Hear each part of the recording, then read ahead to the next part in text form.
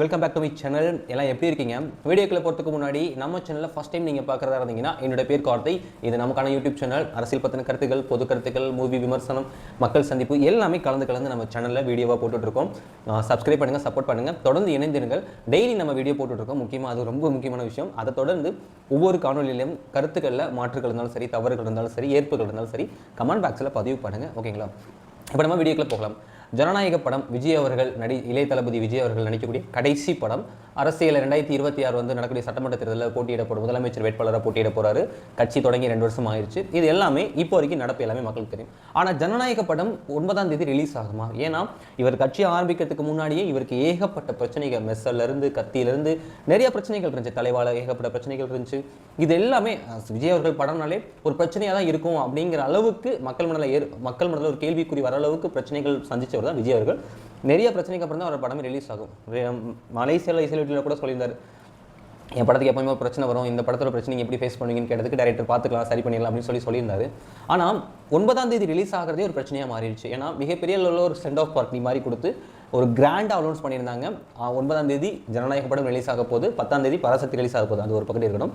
ஜனநாயக படம் வந்து ரிலீஸ் ஆக போகுதுன்னு சொல்லி மிகப்பெரிய ஒரு அனௌன்ஸ்மெண்ட் கொடுத்து அதுக்கான ப்ரொமோஷன் எல்லாமே நடத்திட்டாங்க. அதுக்கான மேக்கிங், ட்ரெய்லர் எல்லாமே வந்துருச்சுங்க. கடைசியாக போய் எங்கே நிற்கிதுன்னா பார்த்தீங்கன்னா சென்சார் போர்டில் போய் நிற்கிது. தணிக்கை சம்மந்தப்பட்ட அந்த குழுக்கிட்ட போய் அந்த படம் கையில் இருக்குது. என்ன பிரச்சனை, ஏன் அதை ரிலீஸ் பண்ண மாட்டேங்கிறாங்க, அதில் என்ன பிரச்சனை இருக்குது, ஏன் தணிக்கை குழு வந்து சர்டிஃபிகேட் கொடுக்குறதுக்கு ஏன் டிலே பண்ணுறாங்க அப்படின்னு சொல்லி நம்ம சில விஷயங்கள், செய்திகள் நம்ம கலெக்ட் பண்ணும்பொழுது ஆக்சுவலாக ஒரு படத்தை வந்து எடுத்து அதை வந்து சென்சார் போர்டு கொடுக்குறதுன்னு ரிலீஸ் டேட்டுக்கு 15 to 20 நாளைக்கு முன்னாடியே கொடுத்துருவாங்க. அந்த சென்சார் போர்டு அந்த படத்தை பார்த்துட்டு இதில் ஏதாவது விஷயங்கள் இருக்கா, கட் பண்ணணுமா, சரி பண்ணணுமான்னு சொல்லிட்டு கரெக்டாக ஒரு 15 நாளுக்குள்ள அவங்க சர்டிஃபிகேட் கொடுத்துருவாங்க. அதுக்கப்புறம் படத்தை ரிலீஸ் பண்ணுறது, இதுதான் காமனாக நடக்கக்கூடிய ஒரு ரூல், எழுதப்படாத ரூல்ஸ். ஆனால் இதை பேஸ் பண்ணி தான் ஜனநாயகம் பட டீமும், டைரக்டர், ப்ரொடியூசர் எல்லாமே என்ன பண்ணிட்டாங்கன்னா டிசம்பர் 19 to 18, 19 அந்த நாள்லேயே வந்து சென்சார் போர்டுக்கு இந்த படத்தை அனுப்பிட்டாங்க. சென்சாருக்காக வெயிட்டிங், தணிக்கை குழு அதை பார்த்துட்டு சர்டிஃபிகேட்டுக்காக வெயிட் பண்ணும்பொழுது கடைசி வரைக்கும் அதுக்கான சர்டிஃபிகேட் கொடுக்கப்படலை.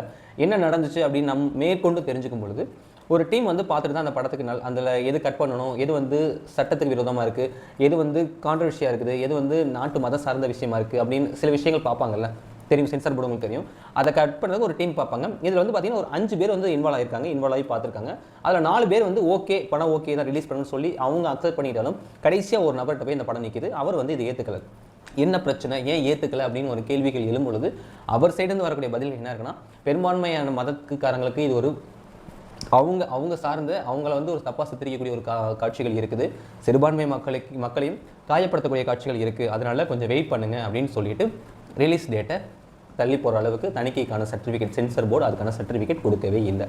உடனே தயாரிப்பு நிறுவனம், அந்த படத்தோட ஜனநாயக படத்தோட டீம் வந்து என்ன பண்ணியிருக்காங்கன்னா, இது வந்து இப்படி இருந்தால் சரியாகாது, உடனடியாக அவங்க போய் கோர்ட்டில் போய் நின்றுருக்காங்க. கோர்ட்டில் போய் பார்த்துட்டு இது வந்து விசாரணைக்கு வரும்னு சொல்லிட்டு கோர்ட்டில் போய் நாடி இருக்காங்க. இறுதி தீர்ப்பு வரட்டும், கோர்ட்டு மூலமாக நம்ம மூவ் பண்ணலாம்னு சொல்லிட்டு டைரெக்டாக போய் கோர்ட் அப்ரோச் பண்ணியிருக்காங்க. இப்போ இந்த ப்ராப்ளம் போயிட்டு இருக்கு. ஆனால் ரிலீஸ் டேட்டு நாளைக்கு கிடையாது. இன்னைக்கு தேதி 8ங்களா, நாளைக்கு 9ஆம் தேதி படம் ரிலீஸ். ஆனால் நாளைக்கு படம் ரிலீஸ் இல்லைங்கிறது கன்ஃபார்ம் ஆயிருச்சு. இது மிகப்பெரிய ஒரு ஏமாற்றம் தான். விஜய் அவர்கள் அரசியலை சாதாரணமாக நமக்கு சரி, பார்க்குறவங்களுக்கும் சரி, நிறைய விமர்சனங்கள் இருந்தாலும் அவர் வந்து ஒரு சிறந்த நடிகர். தமிழ் சினிமாவில் மிகப்பெரிய அறியப்பட்ட ஒரு வந்து செலிபிரிட்டியாக இருக்கக்கூடிய ஒரு ஆக்டர் தான் நடிகர் விஜய் அவர்கள். அவரோட படம் வந்தால் ப்ரொடியூசர் பெனிஃபிட் அடைவாங்க, தேட்டர் பெனிஃபிட் அடையும், மக்களுக்கு ஒரு என்டர்டைன்மெண்ட், மிகப்பெரிய ஒரு என்டர்டைன்மெண்ட் ஃபெஸ்டிவல் வந்து ஒரு நல்ல ஒரு பிடிச்ச ஒரு நல்ல படம் வருது, அதை பார்த்துட்டு அப்படியே ஒரு ஃபெஸ்டிவல் கொண்டு, இது எல்லாமே வந்து பார்த்தீங்கன்னா மிகப்பெரிய ஒரு அளவில் மக்களோட ஒரு ஒன்றிருக்க ஒரு விஷயம் தான். முக்கியமாக தமிழ் சினிமாவுக்கு மிகப்பெரிய ஒரு லாபத்தை தரக்கூடிய இடத்துல விஜய் அவர்களும் இருக்காங்க, அஜித் அவர்களும் இருக்காங்க. அப்படி இருக்கும்பொழுது இந்த பொங்கல் டயத்தில் படம் பொங்கலை பேஸ் பண்ணி தான், ஃபெஸ்டிவல் பேஸ் பண்ணி தான் படம் ரிலீஸ் டேட் அனௌன்ஸ் பண்ணுறாங்க. ஆனால் பட் அந்த டேட்டில் ரிலீஸ் பண்ண முடியாமல் அப்போ எப்போ ரிலீஸ் ஆகும்னா 11, 12 பொங்கல் தினத்துக்கு முன்தினமோ இல்லை அதுக்கப்புறம் பொங்கல் தினத்தன்று ரிலீஸ் பண்ணுற மாதிரி தான் எனக்கு தோணுது. நான் அப்படி தான் நினைக்கிறேன். ஏன்னா 9ஆம் தேதி ரிலீஸ் இல்லைங்கிறது கன்ஃபார்ம் ஆயிடுச்சு. ஆனால் அது அப்படியே அந்த ஜனநாயகம் டீம் விடமாட்டாங்க. கண்டிப்பாக அதை ஃபாலோ பண்ணி எப்படியாவது ரிலீஸ் டேட்டை கொஞ்சம் முன்னாடியே வாங்கியிருந்தால் ட்ரை பண்ணுவாங்க. இதை தொடர்ந்து இன்னொரு பிரச்சனையும் விஜய் அவர்களுக்கு வந்திருக்கு. என்னென்னு பார்த்தீங்கன்னா, சிபிஐ விசாரணை வந்து அவர் மேலே வந்து சம்மன் கொடுத்துருக்காங்க. 12ஆம் தேதி அவரை விசாரணைக்கு அழைப்பு வந்திருக்கு, சம்மன் அவர்கிட்ட போய் சேர்ந்திருக்கு. இது ஒரு பிரச்சனை போய்கிட்டு இருக்கு.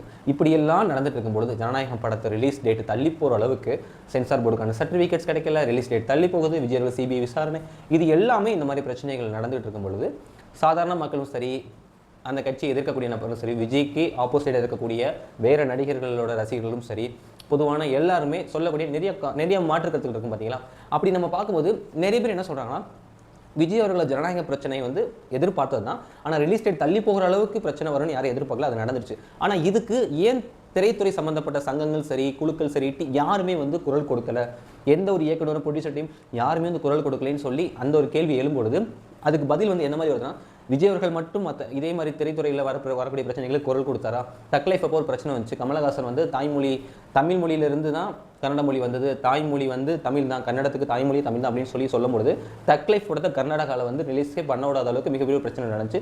விஜய் அவர்களுக்கு குரல் கொடுக்கவே இல்லை. நிறைய படங்களுக்கு முக்கியமாக அவர் குரல் கொடுக்காம அமைதி காத்தது உண்மைதான். ஆனால் அதை இப்போ எல்லாருமே மேற்கோள் காட்டி பேசுகிறாங்க. விஜய் அவர்கள் மட்டும் தமிழ் சினிமா நடக்கக்கூடிய பிரச்சனைக்கு குரல் கொடுத்தாரா அப்படின்னு சொல்லி ஒரு கேள்விகள் எழப்படுது.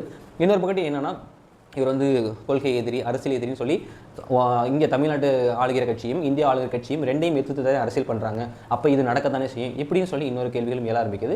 மேற்கொண்டு இன்னொரு விமர்சனம் எப்படி வருதுன்னா, இது வந்து ரீமேக் படம், பகவந்த் கேசரி பாலையா அவர்கள் நடித்த படத்தை தான் ரீமேக் எடுக்கிறாங்க. ஒரு மிகப்பெரிய ஒரு ஹீரோ தனது கடைசி படத்தை ரீமேக் படமாக எடுப்பாரா? அப்போ இது ரீமேக்கை பேஸ் பண்ணி வரனால கண்டிப்பாக இருக்குது விஜய் அவர்களுக்கு இது கடைசி படமாக இருக்காது அப்படின்னு சொல்லி இன்னொரு விமர்சனமும் நமக்கு காதலாக கேட்க முடியுது. இதை தாண்டி இவங்க வந்து சென்சார் போர்டுக்கு போகலாம், அவங்க மூலமாகவே இந்த பிரச்சனை சால்வ் பண்ணலாம். ஆனால் இவங்க ஏன் கோர்ட்டுக்கு போகிறாங்க அப்படின்னா, இதையும் அரசியலாக கொண்டு போக பார்க்குறாங்க. மக்கள்கிட்ட ஒரு மிகப்பெரிய ஒரு எதிர்பார்ப்பையும் இங்கே உள்ள ஆளுங்கிற திமுக கட்சி மேலேயும் எதிர்க்கக்கூடிய பிஜேபி கட்சி மேலேயும் ஒரு எதிர்ப்பு வரணும் அப்படிங்கிறதுக்காக இந்த மாதிரி கோர்ட்டுக்கு போகிற விஷயமும் இவங்களாம் வாண்டடாக பண்ணக்கூடிய விஷயம், இது இவங்க வீம்புக்கனே பண்ணுறாங்கன்னு சொல்லி ஒரு சில விமர்சனங்களும் எழ ஆரம்பிக்குது. ஆனால் இதில் மிகப்பெரிய ஒரு ஏமாற்றமும் மிகப்பெரிய ஒரு கஷ்டத்துக்கு போகக்கூடிய யாருன்னா விஜய மனதார நேசிக்கக்கூடிய ரசிகர்கள் தான். அவங்களுக்கு தான் மிகப்பெரிய ஒரு பின்னடைவு. ஏன்னா அவங்க சின்ன வயசுலேருந்து பார்த்த ஒரு நடிகரோட கடைசி படம் நாளைக்கு ரிலீஸ் ஆக வேண்டியது, எல்லாருமே டிக்கெட் புக் பண்ணி ஃப்ளெக்ஸி எல்லாமே ரெடி பண்ணி ஒரு செலிப்ரேஷன் பண்ணுறதுக்காக வெயிட் பண்ணும்பொழுது இந்த மாதிரி ஒரு பிரச்சனை வந்து நிற்குது. இது எப்படி ஃபேஸ் பண்ண போகிறாங்கன்னு தெரியல, இதுக்கு என்ன நடவடிக்கை எடுக்க போகிறாங்கன்னு தெரியல, பொறுத்திருந்து பார்ப்போம். ஆனால் 9ஆம் தேதி வந்து படம் ரிலீஸ் டேட் இல்லைங்கிறது இப்போ வரைக்கும் கன்ஃபார்ம் ஆகிருக்கு. ஏன்னா சென்சார் போர்ட் சர்டிஃபிகேட் ரிலீஸ் ஆகலை. அது ஆனால் தான் படத்தை ரிலீஸ் பண்ண முடியுங்கிறது எழுதப்படாத ஒரு விதிமுறை. அதை எல்லாருக்கும் படம் பார்க்குறோம் சாதாரணமாக மூவி பார்க்கக்கூடியவங்க சினிமா ரசிகர்கள் எல்லாருக்குமே இந்த விஷயம் தெரியும். ஸோ பொறுத்திருந்து பார்ப்போம். ஆனால் 9ஆம் தேதி ரிலீஸ் டேட்டுங்கிறது ஒரு மிகப்பெரிய ஒரு ஏமாற்றம் தான். ஏன்னா மிகப்பெரிய ஒரு நடிகர், செலிப்ரிட்டியாக இருக்கக்கூடியவர், தமிழ்நாட்டில் சினிமா துறையில் அதிகமான சினிமாவுக்கு வருமானம் தரக்கூடிய ஒரு நபராகவும் மக்களால் தூக்கி கொண்டாடக்கூடிய நடிகர்களை முதன்மை நடிகராக இருக்கக்கூடியவர் நடிகர் விஜய் அவர்கள். சிறந்த நடிகர்கள், எந்த மாற்று கருத்து இல்லை. அவரோட கடைசி படத்துக்கு இந்த பிரச்சனை வரும்னு எதிர்பார்த்தது தான். நான் எதிர்பார்த்தேன் கண்டிப்பாக பிரச்சனை வரும்னு. ஆனால் ரிலீஸ் டேட்டு பிரச்சனையாகும், ரிலீஸ் டேட்டு தள்ளி போகும்னு நான் எக்ஸ்பெக்ட் பண்ணவே இல்லை. ஆனால் அதில் கை வச்சிட்டாங்க. ஏன்னா ரிலீஸ் டேட்டை மிகப்பெரிய அளவில் ஒரு மிகப்பெரிய ஒரு ஸ்டேடியத்தில் மலேசியாவில் உங்களுக்கு தெரியும், அந்த ஆடியோ லான்ச் பார்த்துருப்பீங்க, கிராண்டாக அலௌன்ஸ் பண்ணாங்க. ஜனநாயக படம் 9ஆம் தேதி ரிலீஸ் ஆக போகுது அப்படின்னு சொல்லி ஒரு கிராண்டாக அலௌன்ஸ் பண்ணி எல்லா கண்ட்ரிலையும் அதுக்கான ரிலீஸ்க்கான ஒர்க் நடக்கும் பொழுது கடைசியாக பார்த்தா இந்தியாவில் சென்சார் போர்டுக்கு வந்து நிற்கிது.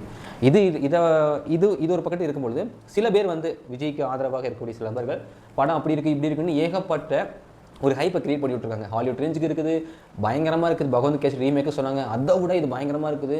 விஜயோட லைஃப்பில் நடித்த படத்தில் இதுதான் ஒன் ஆஃப் த பெஸ்ட்டு, அஸ்வினோத் டேரக்டர் அவருக்கு எடுத்த படத்திலே ஒன் ஆஃப் த பெஸ்ட்டு அப்படின்னு சொல்லி ஹைப்பை இங்கிட்டு வேற விஜய் சார்ந்து இருக்கக்கூடியவங்க, விஜய் ஆதரிக்கக்கூடிய நபர்கள், அரசியல் ஆதரிக்கிற நபர்கள் எல்லாருமே ஒரு ஹைப்பை ஏற்றி விட்டுட்டு இருக்காங்க.